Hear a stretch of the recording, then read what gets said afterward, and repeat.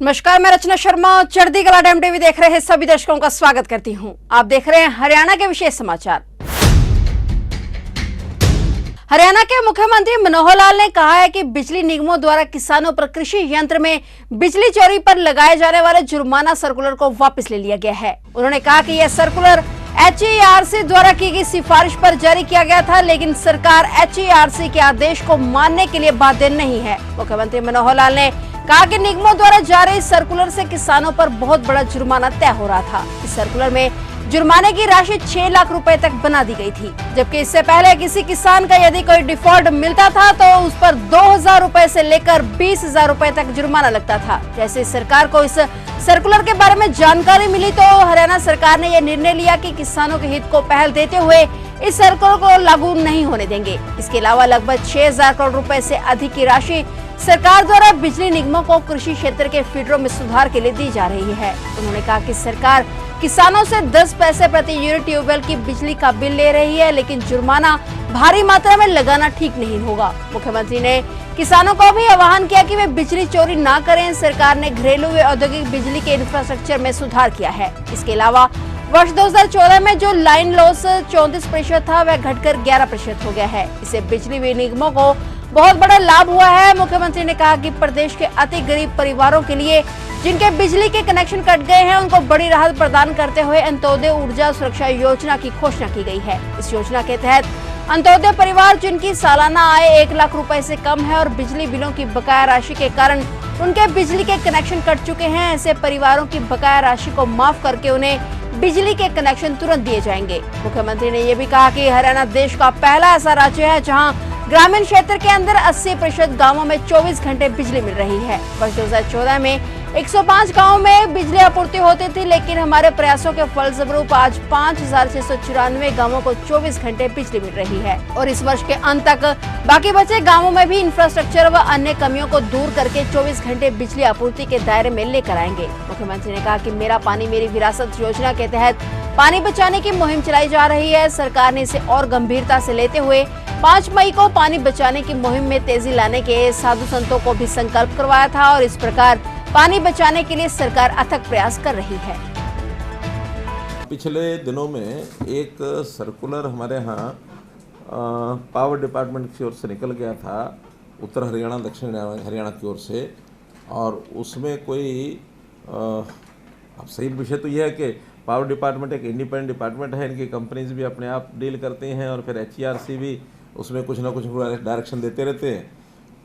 किसानों के ऊपर एक बहुत बड़े जुर्माने का एक सर्कुलर इन्होंने निकाल दिया कि किसी किसान का अगर कोई फॉल्ट मिलेगा, मानो कोई इलीगल कनेक्शन की बात है, कुछ और है, तो उनका जो जुर्माना वैसे तो पहले से तय है 2,000 से लेकर और 20,000 तक ऐसा जुर्माने उसमें लगते हैं, अलग अलग प्रकार के उसमें फॉल्ट रहते हैं। लेकिन इन्होंने उस 2,000 से 20,000 के जुर्माने हैं वो 6 लाख तक भी उसकी लिमिट बना दी। अब वो 6 लाख कोई सुन करके ऐसी हालत ख़राब हो जाएगी।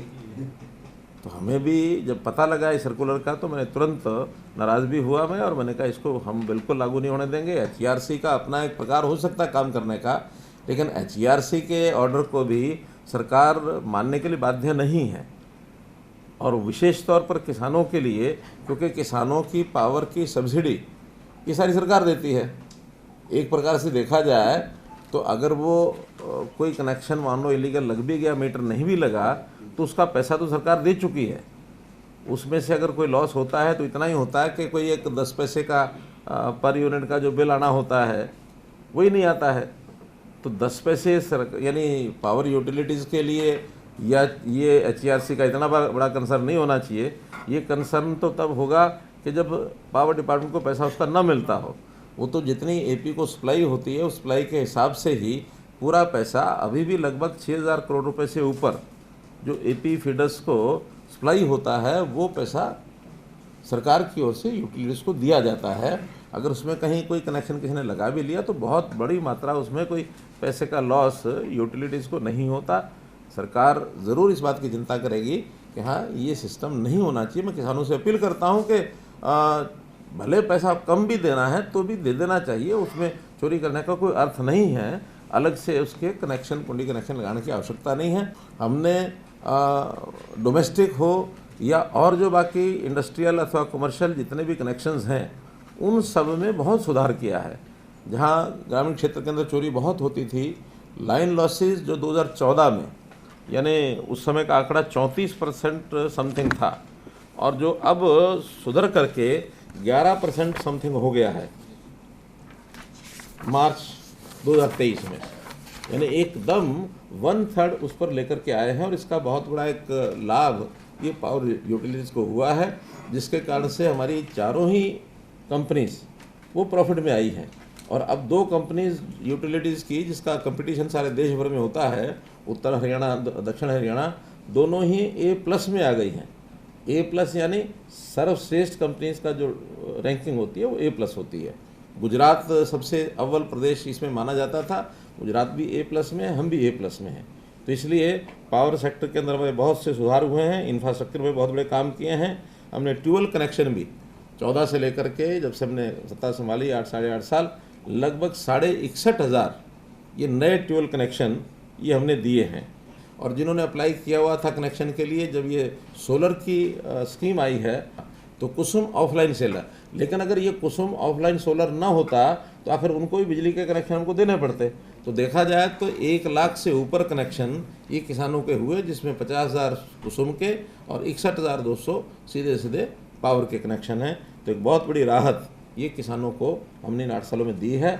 अभी भी जो बचे हुए हैं उसमें एक ही अब कठिनाई थोड़ी आई है, जिस पर हमने थोड़ा सख्ती भी वर्क की है कि जहाँ पानी यानी डार्क जोन हो गया है, ओवर एक्सप्लॉइटेड एरिया जिसको माना जाता है, उसके लिए वाटर अथॉरिटी वो भी काम कर रही है। वहाँ पर तभी कनेक्शन देंगे जब वहाँ माइक्रो इरिगेशन इसका प्रबंध करेंगे तो, क्योंकि पानी का दोहन ज़मीन में से उसकी सीमा हमको थोड़ा ध्यान रखनी है, अन्यथा अगली पीढ़ियों के लिए हम अन्याय करेंगे। हमने तो धान न बोने की स्कीम भी मेरा पानी मेरी विरासत इसको लागू किया था, उसका भी अच्छे परिणाम निकले हैं और लोग समझने भी लग गए हैं पानी को बचाना कैसे बचाना है। ग्रामीण क्षेत्र के अंदर सप्लाई का विषय है।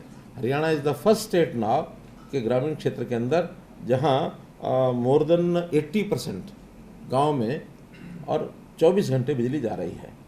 यानी जो 2014 में मात्र 2016 तक मात्र 105 गांव में 24 घंटे बिजली थी, अब वो 5694 अर्थात 5700 गांव में और 24 घंटे बिजली अब दे रहे हैं। हम कोशिश करेंगे कि इसी वर्ष के अंदर बाकी बचे हुए जो 600 गांव और हैं उनमें भी जो छोटी मोटी दिक्कतें हैं, इंफ्रास्ट्रक्चर दिक्कत होगी, लोगों के बिल पेंडिंग होंगे, उसको भी हम जो है ठीक करके और वहाँ 24 घंटे बिजली कैसे दे सकें।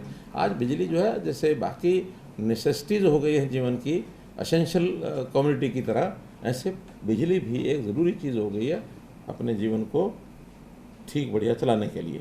जो इलेक्ट्रिसिटी बिल्स अंत्योदय फैमिलीज़ का भी डिफ़ॉल्ट कई जगह, जैसे मैं जनसंवाद कार्यक्रम में जा रहा हूँ तो वहाँ कुछ लोगों के बिल्स पेंडिंग होते हैं, तो बिल्स पेंडिंग होने के कारण से उनके कनेक्शन कट जाते हैं और कई बार आउटस्टैंडिंग अमाउंट बहुत ज़्यादा होती है, वो पे करने में भी सक्षम नहीं है और उनके बिल जो हैं वो लगे रहते हैं। तो इस प्रकार अब हमने जो 1 लाख रुपए की इनकम से नीचे के अंत्योदय परिवार हैं, 1 लाख रुपए इनकम वाले सालाना वाले, ऐसे लगभग ये 7 लाख परिवार हैं। लेकिन उन 7 लाख परिवारों में से कुछ परिवार ऐसे हैं जिनके जो कनेक्शन कटे हुए हैं, उसका भी एकदम हिसाब तो नहीं लगा, लेकिन उसकी स्कीम हमने बनाई है केवल इसको देखते हुए कि हम लोग उनके बिजली के जो बिल हैं उनको माफ़ करें। तो हमने उसका जो प्रिंसिपल अमाउंट है उस प्रिंसिपल अमाउंट का 50% वेव करने के लिए कहा है। और दूसरा, ऐसे परिवारों का मैक्सिमम एवरेज बिल जो 1 साल का होता है उतना ही लिया जाएगा, 1 साल या 50% जो उसमें कम होगा, विच एवर इज़ लेस। यानी सपोज 1 साल का बिल उनका बनता है 8,000 रुपये या 10,000 रुपये और टोटल आउटस्टैंडिंग उनकी 6,000 है, तो 6,000 में 50% 3,000 ही लिया जाएगा। और 10,000 से ज़्यादा यानी 20,000 से ज़्यादा है तो फिर 1 साल का जो 10,000 रुपया वही लिया जाएगा, उसको भी किस्तों में लेंगे।